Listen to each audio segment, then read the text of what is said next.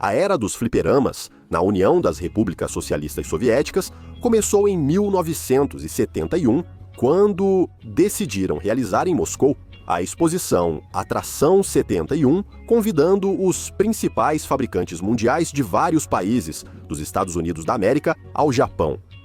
A situação no país era tal que surgiu a oportunidade de ocupar as fábricas da indústria pesada com algo além da produção de panelas e foguetes. A exposição aconteceu no Parque Gorky e no Parque Ismailovsky. Foram levadas para lá atrações de grande porte, como montanhas russas e carrosséis, e também de pequeno porte, conhecidas como fliperamas. Havia tanto pinballs, testados ao longo de décadas, quanto jogos de tiro de todos os tipos e máquinas de videogame, como as de ping-pong.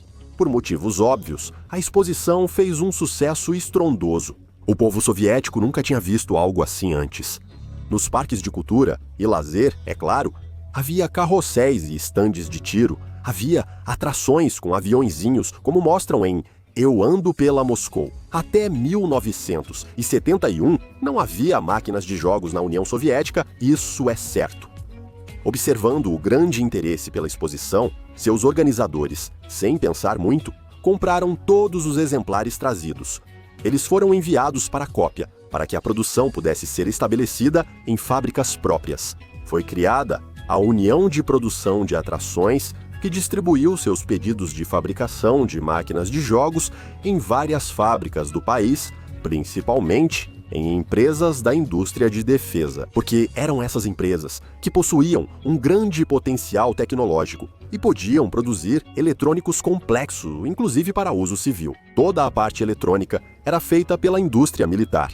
Nos brinquedos infantis eram usados os mesmos chips que nas armas do exército. Por isso, fliperamas simples custavam tanto quanto um Jiguli. O preço médio de um fliperama soviético dos anos 70 chegava a 3.000 rublos, e o fliperama Kegelban custava, em média, 5.000 rublos.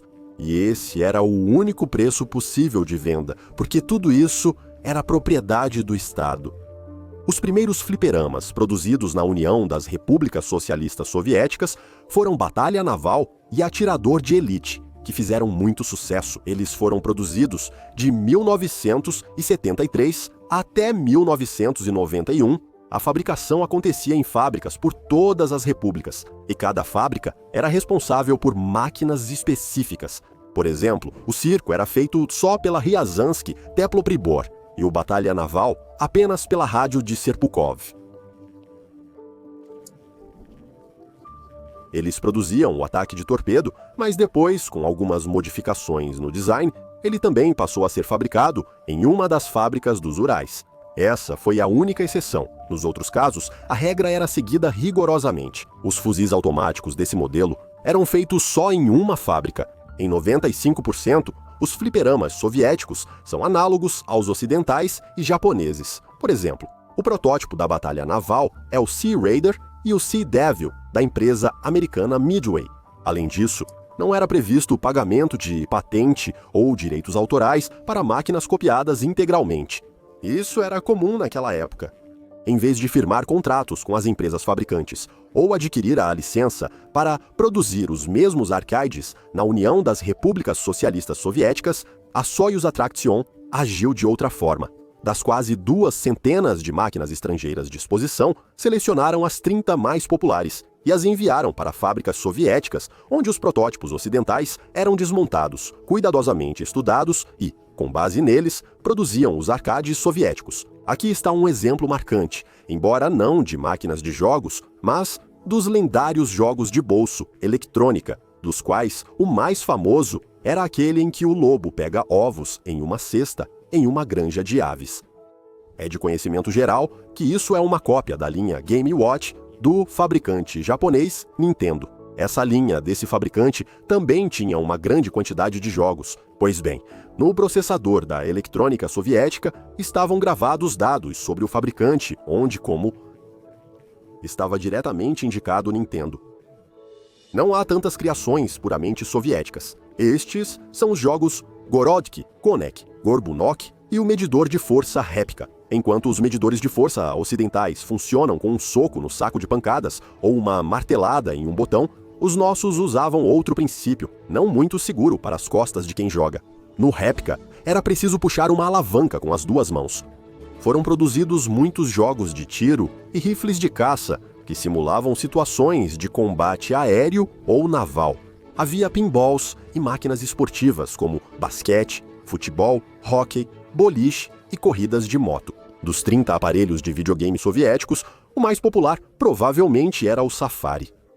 Fabricavam-se manipuladores como o guindaste, guarda-chuva e batiscafo, que permitiam pegar itens como frasco de colônia, calendário, chicletes ou diapositivo com uma garra mecânica. No Skorokhod, era necessário pressionar 4 grandes teclas com os pés, como nas máquinas de dança atuais. No Batalha Naval, havia um periscópio, mas em todos os outros lugares, o controle se resumia a joysticks e botões. O Batalha Naval era produzido na fábrica de equipamentos de rádio de Serpukhov.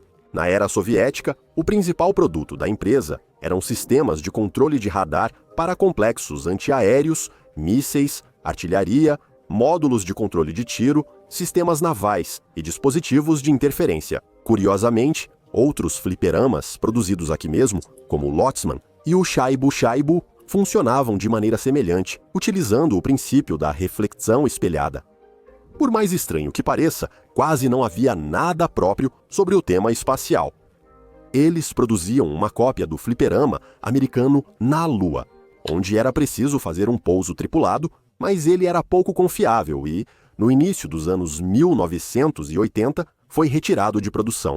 Jogando o Astropiloto, era preciso superar um trajeto simples em um disco voador, passar por baixo de uma ponte, sobrevoar uma montanha, passar sob um radar, e depois de dar algumas voltas, pousar em uma plataforma especial.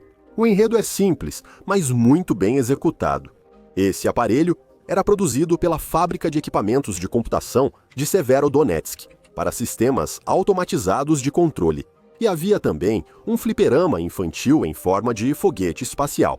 Nos anos 1980, começaram a produzir o fliperama de televisão SOS. A história era sobre um astronauta que resgata seus amigos em um planeta desconhecido. Esses eram todos os nossos jogos espaciais soviéticos, em Moscou e nas grandes cidades da União das Repúblicas Socialistas Soviéticas.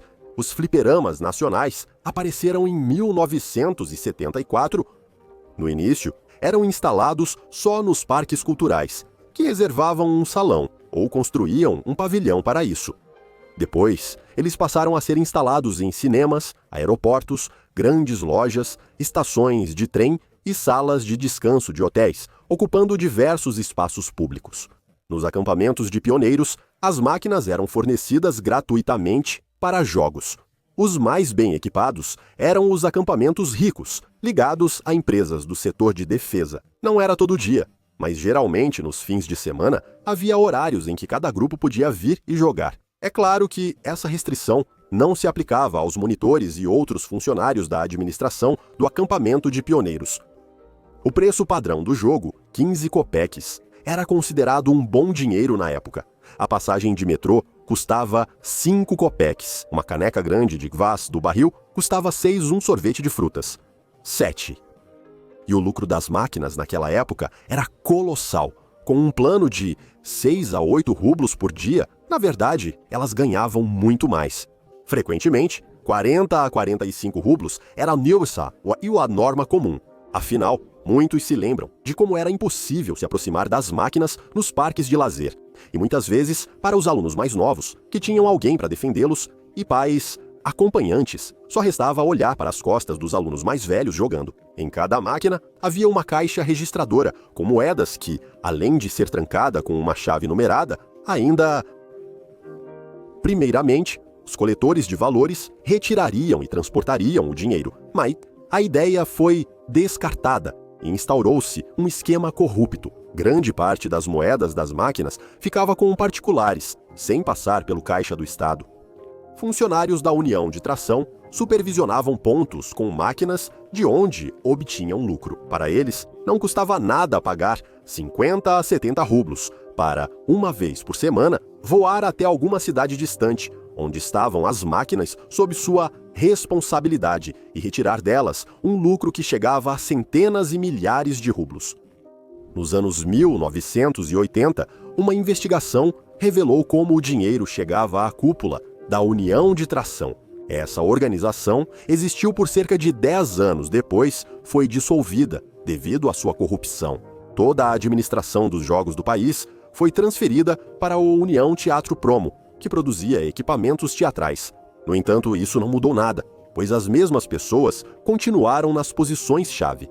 Ao mesmo tempo, não existia uma cultura gamer de fãs na União das Repúblicas Socialistas Soviéticas, todos gostavam de jogar, mas não faziam disso um culto. Não existiam clubes de entusiastas, saídas em grupo, treinos ou competições. A comunicação sobre os jogos e discussões se baseava principalmente em invenções e em se gabar. Assim como diziam dos eletrônicos de bolso, ao fazer 999 pontos, aparecia um episódio de Nu Pogode sobre as máquinas. Diziam que no jogo de sniper, se puxasse a arma rápido, derrubava vários alvos de uma vez, e que no Batalha Naval, atirando rápido nos cantos, só acertava. E se você desligasse a máquina da tomada e depois ligasse de novo, ela te daria uma partida grátis. Claro, eram invenções de criança.